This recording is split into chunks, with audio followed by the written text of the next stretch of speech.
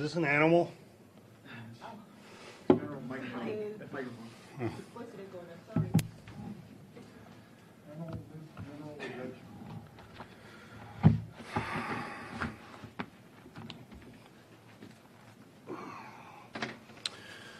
Well, good afternoon, everyone. Hey, Ken. As you may know, I'm Sheriff Joe Lombardo. I'm here this afternoon to announce some new information reference to in-custody death of Tashii Farmer, also known as Tashii Brown, which occurred on May 14th of this year. Before I get started, please know I will be making a statement only. I will not be taking questions in this matter as it is an ongoing investigation. As a reminder, Under Sheriff McMahill provided background on this incident in a press briefing a couple weeks ago. When we first came to the public about this case, we promised to come back before you when new information became available. The Clark County Coroner's Office informed us that they have completed the autopsy and toxicology workup of Mr. Farmer. As a result, the cause and manner of Mr. Farmer's death is homicide due to asphyxiation related to police restraint. Additionally, the autopsy revealed that contributing factors in the death of Mr. Farmer were an enlarged heart and methamphetamine intoxication. Due to the coroner's findings and the investigation conducted by the Force Investigation Team and consultation with the District Attorney's Office, Officer Lopera will be charged with involuntary manslaughter and oppression under the color of office.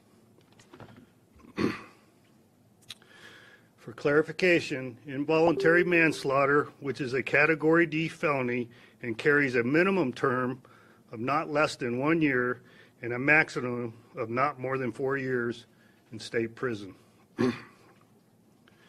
Oppression under the color of office, which is a Category D felony, carries a term of not less than 1 year and a maximum of not more than 4 years in state prison.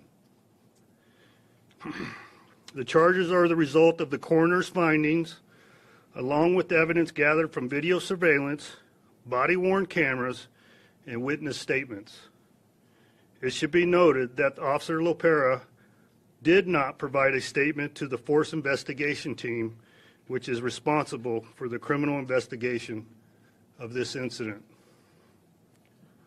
Officer Lopera has been on paid administrative leave since the incident occurred in accordance with our policy.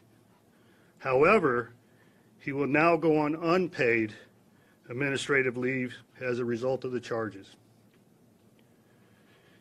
As the criminal investigation moves forward, the internal administrative investigation will also proceed. We anticipate a completed report and the Use of Force Review Board to convene within the next 2 months. This process will allow the department to hold Officer Lopera accountable for the internal policies, training, and decision-making during this incident. The case will follow the process set in place just as any other, and the facts and evidence will speak for themselves in the end. I would ask the public to continue to have patience as you have demonstrated so far. Arrangements have been made for Officer Lopera and with his union representation to be taken into custody, and he will be processed. Thank you. Like I said, there will not be any questions and answer at this time. Ken? Thank you. I appreciate your time.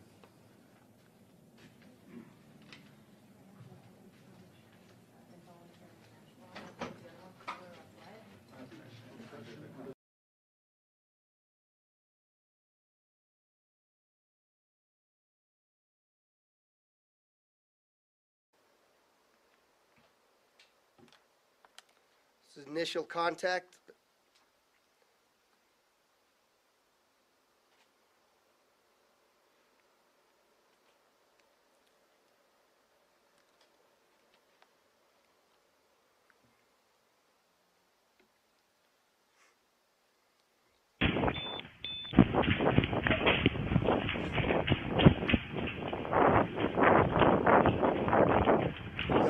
The sound doesn't start until 30 seconds after the camera's activated.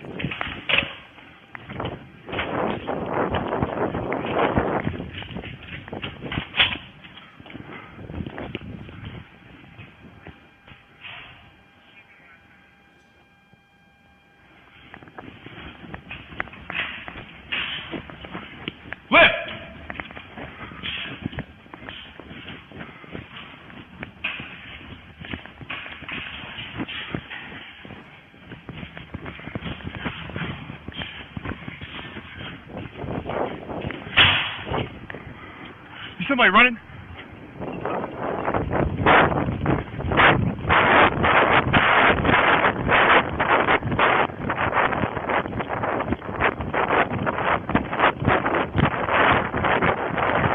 Stop! Don't move! You're in a tase!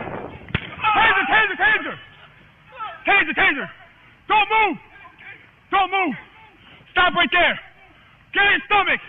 Get on your stomach! Control me, one. Give me red. Don't move me. Go on your stomach. Get on your stomach. Get on your stomach. Get on your stomach. Get on your stomach. Get on your stomach. Do it now. Okay, sir. Get on your stomach. I will. Stop. You didn't get it again. You didn't get it. Help me out.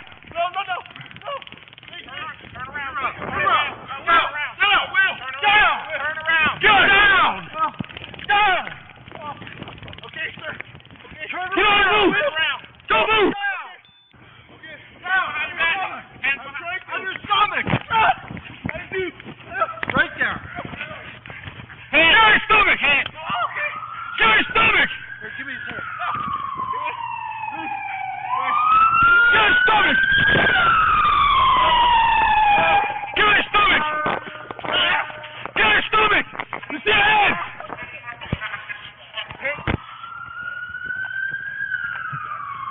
Get your fucking hands behind your back!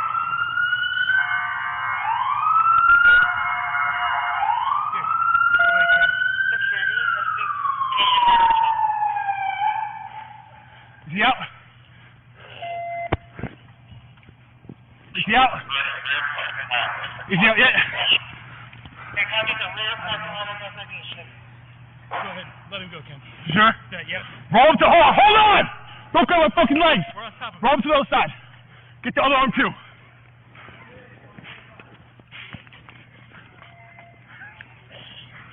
You got the other one? Oh, yeah, I got it one. Somebody grab his left arm.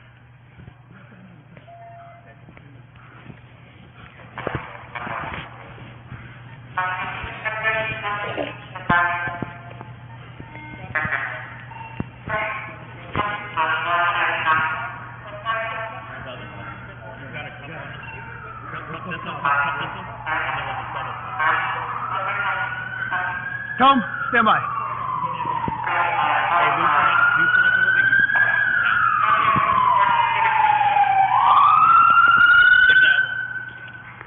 You said to carjack somebody. Give you the details as we know them today regarding the in-custody death that took place this past Saturday night. The date and time of the call occurred on May 14th, 2017 at 00:54 hours. The initial call was a person stop generated by the officer. The location of the call, as you can see on the screen to my left, was at the Venetian Hotel located at 3355 Las Vegas Boulevard South. Our involved officer in this incident is Kenneth Lopera, and that's spelled L-O-P-E-R-A. He's 31 years old. He's been with the Las Vegas Metropolitan Police Department for the last 5 years. He's currently assigned to the Tourist Safety Division in the Convention Center Area Command. Officer Lopera was wearing a body-worn camera during this incident, and I will be showing you that video. Suspect in this case is Tashii, and I'll spell Tashii as T-A-S-H-I-I, last name Farmer. He is 40 years old, black male adult, 6 foot, 195 pounds. Farmer's charges. At the present time, the Force Investigation Team has concluded that there are no applicable charges that would have been levied against Mr. Farmer had he survived this incident. The officer said he believed that Farmer was attempting to carjack a vehicle. This conclusion was arrived at after the initial review of all the video surveillance, to include the body-worn camera footage and consideration from all witness statements that were provided. On the screen to my left again is the criminal history for Farmer, and as you can see, a couple of DUIs, 1996 in Hawaii, a robbery in 1999. There was an attempted murder charge in Hawaii in 2001. It was amended to a criminal property damage, but he had served a lengthy prison sentence and we're still investigating that. Parole violation in Hawaii in 2009, as well as an assault. And the most current arrest was a DUI in 2016 here in Nevada. The details of this incident are on Sunday, May 14th, 2017, at approximately 12:50 a.m., Farmer approached Officer Lopera and his partner at a coffee shop inside the Venetian Hotel. Farmer appeared to be sweating heavily, looked panicked, and told the officer that people were chasing him. Officer Lopera attempted to talk to Farmer to try to help him. Farmer immediately began trying to get away from Officer Lopera through a set of open doors into an employee-only area of the hotel. Officer Lopera immediately initiated a foot pursuit of Farmer down the corridor, but lost sight of him. Officer Lopera eventually caught up to Farmer outside of the hotel in a roadway on the property after being directed there by a security officer. Officer Lopera said on his body-worn camera that Farmer was attempting to open the tailgate of an occupied truck, but that he was unsuccessful in doing so. Farmer ran around to the driver's side of the truck, and as Farmer approached the driver's side door, Officer Lopera believed Farmer was attempting to carjack the driver. He deployed his taser and he told Farmer that he was going to tase him. Officer Lopera discharged his taser, successfully striking Farmer in the back and gaining what's called NMI, or neuromuscular incapacitation, for the standard 5-second cycle with the electronic control device. Farmer went to the ground and Officer Lopera gave him commands to roll onto his stomach. Officer Lopera applied the taser again. In totality, Officer Lopera applied his taser a total of 7 times during this incident. On the body-worn camera, Officer Lopera can be heard calling for help, at which point the Venetian security converged and attempted to help Officer Lopera gain control of Farmer. During the struggle on the ground, Farmer can be seen attempting to pull the taser probe from his back. Officer Lopera holstered his taser and transitioned into delivering several strikes with his hands to Farmer's head and face area while Farmer is still lying on the ground. He continued to give him verbal commands to lay on his stomach. Farmer continued to struggle, and Officer Lopera applied what he referred to in his body-worn camera as a, quote, rear naked choke, unquote, to Farmer. Officer Lopera applied the neck restraint for over 1 minute, then released it when additional officers arrived on scene to assist in handcuffing Farmer. Medical attention was requested by the arriving officers. Officers on scene rendered aid to Farmer when it was realized he wasn't breathing. CPR chest compressions were administered by an LVMPD officer until paramedics arrived. Farmer was transported to Sunrise Trauma Center and was pronounced deceased at 1:39 a.m.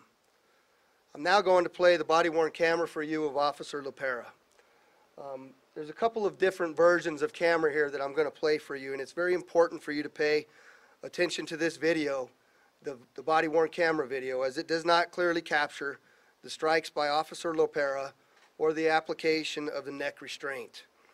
I make this point to you because in the next, that while the body-worn camera does not capture all of the actions, the next video I play for you will show all of the action.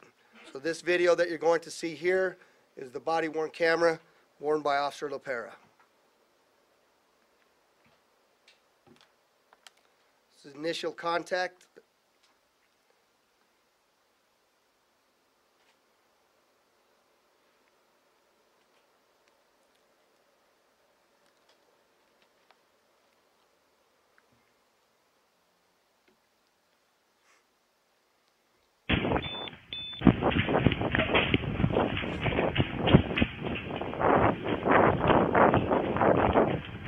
remember the sound doesn't start until 30 seconds after the camera's activated.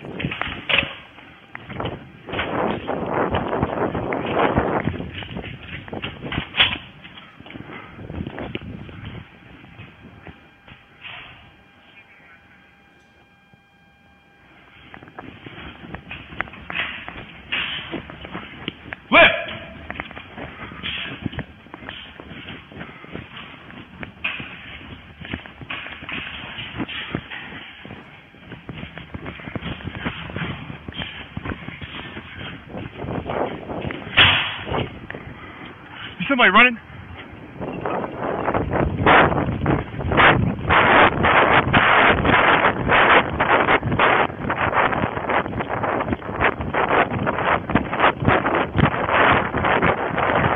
Stop! Don't move!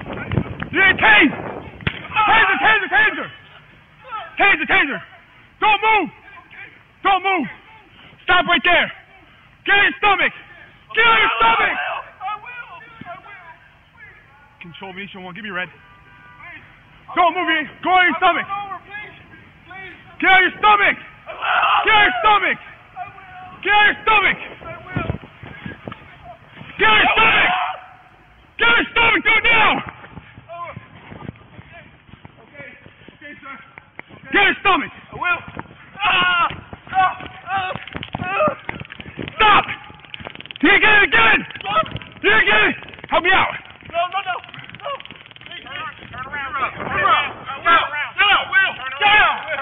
Turn around. Okay, sir. Okay. Turn around. Don't move. Okay. Down. Hands on your stomach. Right there. Hands. Get on your stomach. Hands. Get on your stomach. Here, give me your hand. Get on your stomach. Get on your stomach! Get on your stomach! You see your head!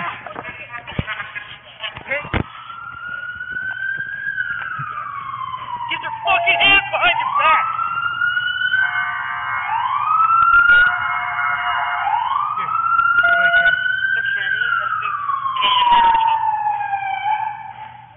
Is he out? Is he out? Is he out yet? Go ahead. Let him go, Ken. Sure? Yeah. Roll him to hold on! Don't go on fucking legs! We're on top of him. Roll him to the other side. Get the other arm too.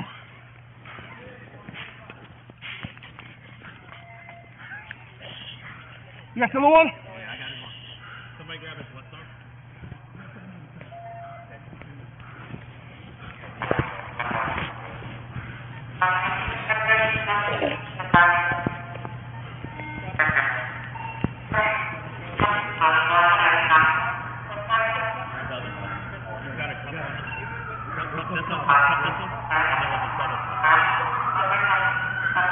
Come, stand by.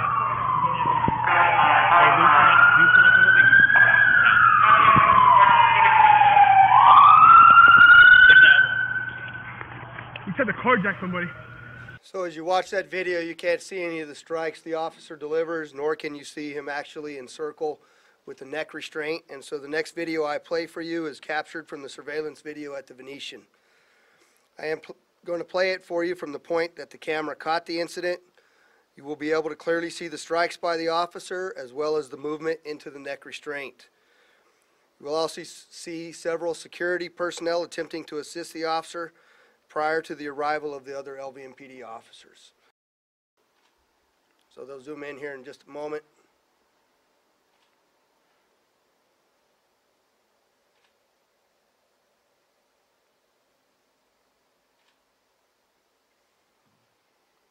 So the officer is in the green uniform. You see the strikes.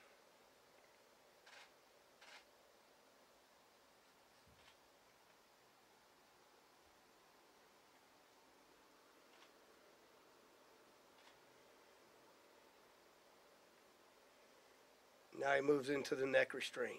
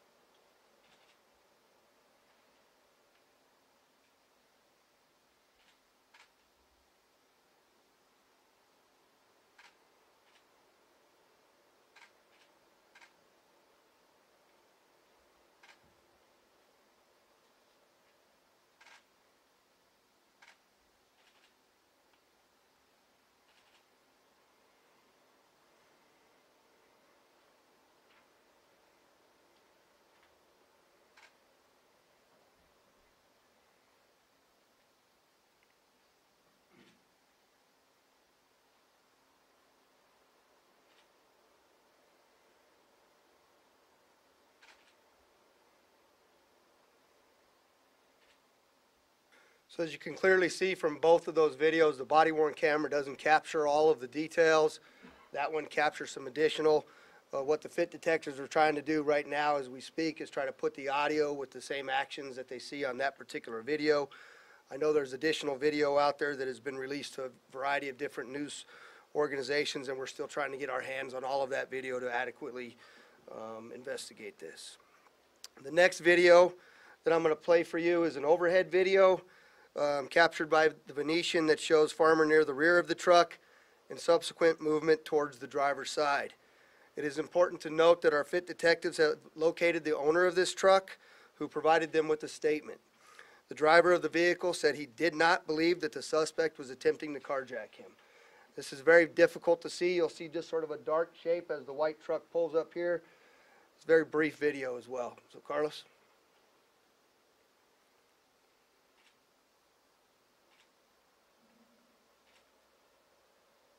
Here's the white truck, and you'll see him emerge down here, right there.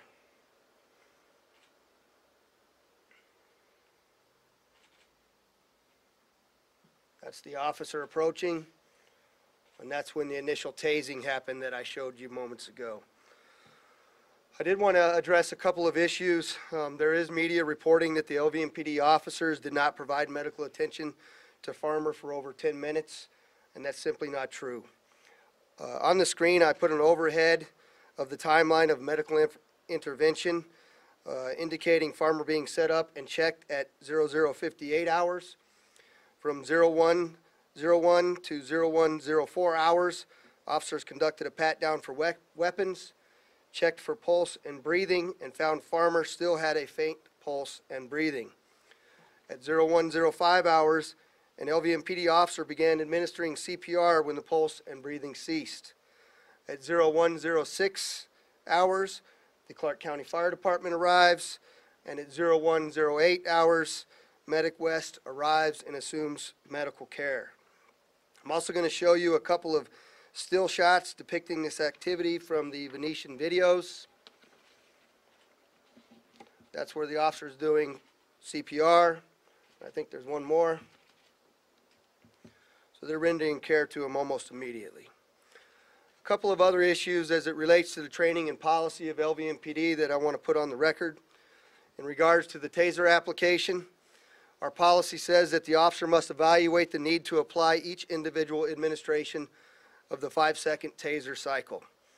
Each application stands on its own and must meet the objectively reasonable standard as set out by Graham versus Connor.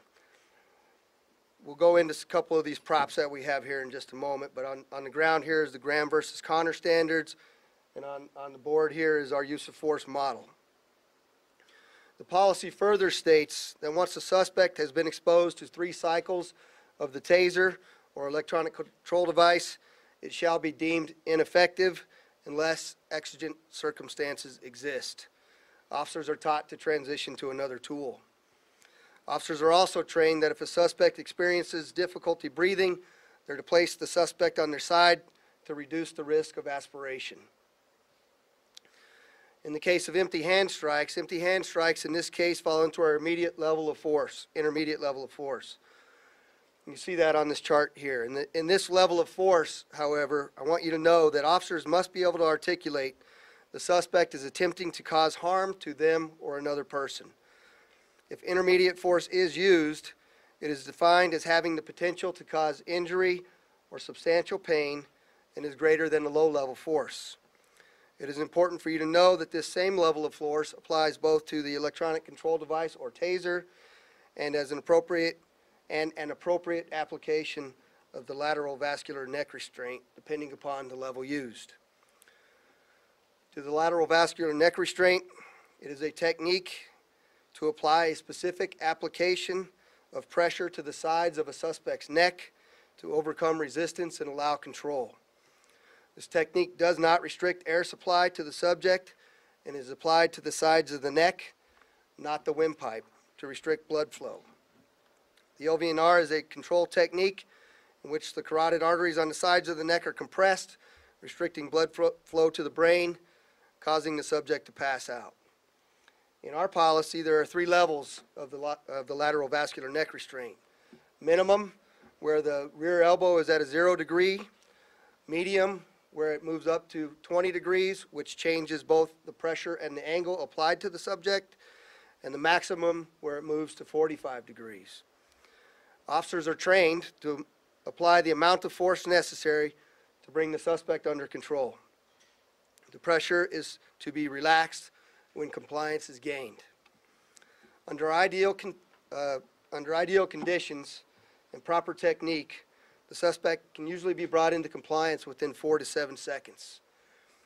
As you move into level 2 or 3 of the LVNR, it is particularly effective against suspects who refuse to submit, are under the influence of drugs or alcohol, or the suspect possesses tremendous strength or resistance to pain.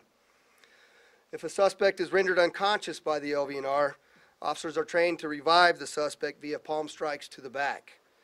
If the suspect does not regain consciousness within 30 seconds, officers are required to request medical attention to be expedited. I want to reiterate that the rear naked choke is not a technique taught by or approved by the LVMPD. The technique employed by the LVMPD and approved is the lateral vascular neck restraint. I understand the concern in this community with this in custody death, and I and we share that concern. The coroner has been provided all videos that were provided to FIT, the Force Investigation Team, and related evidence and interviews to assist with their determination of cause and manner of death. We are awaiting toxicology results, and as you know, that normally takes 6 to 8 weeks. I have provided a handout to again describe to you that are not familiar with it, the investigative process that we follow for all officer-involved shootings. This death is being handled in exactly the same manner. The case will be submitted to the District Attorney's Office for their review. I have an ask of you and the community as I stand in front of you today. I'm asking for your calm and your patience. In the past 5 years, the LVMPD has shown you all available evidence to include body-worn camera footage, photos, radio traffic in all fatal and non-fatal shootings. We have shown that we truly believe that transparency and accountability are vital to retaining the trust of our community. This case is no different. The FIT detectives are working diligently along with the District Attorney's Office to review this case in its entirety. Each individual ECD application, strike, and neck restraint are being scrutinized to ensure all the facts are gathered and presented to the District Attorney.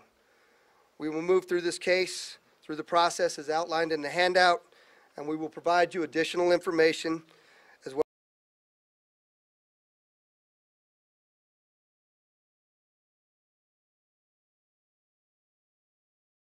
Las Vegas police officer Kenneth Lopera only charged with involuntary manslaughter for murder of Tashii Brown.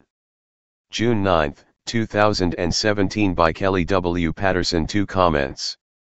Note, this post was originally published at nvcopblock.org under the title LVMPD Officer Kenneth Lopera only charged with involuntary manslaughter for murder of Tashii Brown. On Monday, June 5, Clark County Sheriff Joe Lombardo announced during a press conference that Las Vegas Metropolitan Police Department Officer Kenneth Lopera would be charged with involuntary manslaughter for the murder of Tashii Brown, also identified as Tashii Farmer in initial news reports. Along with that charge, he has also been charged with oppression under color of office. Both of those charges are low-level felonies, carrying just 1 to 4 years of potential jail time. See the first video embedded below for footage of the press conference. As has been previously noted here, Tashii was choked to death on May 14 at the Venetian Hotel and Casino, which is located on the Las Vegas Strip, after asking Lopera and another officer for help, stating that he thought someone was chasing him. Instead of providing that help, they began treating him as if they were going to arrest him, making him more afraid and leading to him attempting to run away. OFC Lopera chased him into the Venetian's parking garage, tossed him 7 times, assaulted him repeatedly, and then used an illegal rear naked chokehold to kill him. In spite of the fact that Tashii Brown had not committed any crime or been suspected of doing so and was not attempting to attack anyone, including the police officers present, physically and was only trying to get away.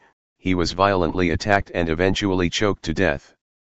See body camera videos embedded below. Lopera could have actually helped Brown instead of treating him like someone that needed to be arrested, thus likely avoiding the entire confrontation. Also, at the time that he began choking him, Brown was already being held down by at least 2 security guards working for the Venetian. So there was no reason whatsoever for Lopera to commit the murderous act that he did that night or even any of the abusive acts that preceded it. In addition, even after being told several times, at least, by other officers to release Brown, Lopera continued choking him for over a full minute. What's more, Metro spokesmen have even admitted that Brown had not committed any crime, was not suspected of a crime at the time, and in fact would not have been charged with any crime had he survived Lopera's attack. That, of course, came during an earlier press conference in which LVMPD Undersheriff Kevin McMahill, who has a history of his own, smeared Brown's name in Metro's now very familiar strategy used to justify the violent behavior of their officers when they kill someone, and went out of his way to refer to him as the suspect. Much has been made in the media about this having been the first Las Vegas police officer to be charged with a crime after killing a citizen. And as much of an outrageous fact as that is, that certainly could be viewed as a very small step in the right direction. However, instead of being charged with the crime of murder, which he actually committed, Officer Kenneth Lopera has only charged with involuntary manslaughter, essentially saying that it was just an accident and carrying only a 4-year maximum sentence. The reality is that it wasn't involuntary and it wasn't manslaughter. This amounts to a cover-up designed to appease the public that they knew would be outraged by the typical routine whitewashing of police violence in Las Vegas. They charged him with the bare minimum possible to buy themselves a little time until everyone forgets and they can let him off on a sham trial after the district attorney throws the case. It was a preventable and very much intentional act by OFC Lopera. It wasn't something that just happened or an accidental result. It was murder. Hey Charlotte County, this is Charlotte County Cop Watch, and I wanted to explain what fair use is. You can use pieces of news articles if you're doing it for news reporting, you have commentary, and you're doing it for education purposes. So that's what fair use is, as you can see right here. Another reason why I wanted to make this video is to let you know I have just joined with Patreon. A nice thing with Patreon, I make no money on YouTube. They took the money away years ago, and so this is another way to give, and it's a nice thing too because you can give monthly. You can give $1, $5, $10, whatever. I do 4 to 5 hours a day on trying to wake the sheeple up on how corrupt it is and different ways that you can fight the corruption. So Patreon is a way that you can do it, and then of course the old way is still there. Donate to Charlotte County Cop Watch with PayPal or credit card. So keep that in mind. 4 to 5 hours a day. I make no money, but the corruption happened to me and I'm sick of it, so I'm trying to wake people up. But my wife would love it if if we could get some help out there. There's 47,000 subscribers. Just think if each one of you subscribers just gave let's say actually yes, $1 a month. 47,000 subscribers gave $1 a month. That would be awesome. That's not going to happen. But anyways, that would be great if it did happen. But do the math in your head. Just think about it. Like I said, 4 to 5 hours a day. I get no money from YouTube. YouTube has gone nuts. You can't do anything anymore. They're taking the money away everywhere. So these are a couple different ways that you can still help out with all this time that I put in. And as you know, I'm in a special situation where, at least I can do it. 4 to 5 hours a day. We have a cleaning company during the day. That's what allows me to do this, and we're debt free. So this is my hobby. I don't go fishing and all that other crap. I try to save the world.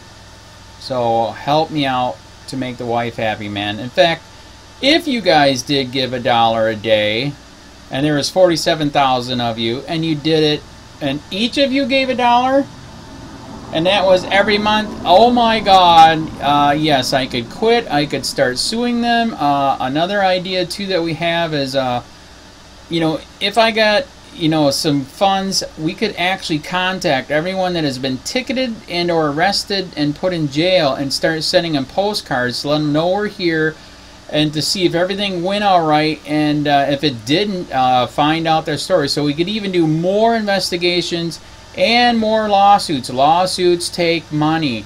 So just think about that. You know, 47,000 of you so far right now. You know, $1 a day. I mean, $1 a month on Patreon, or $5 a month Patreon, 10, 20, whatever. Just do the math in your head. Help out. This is a lot of work every single day. Thanks.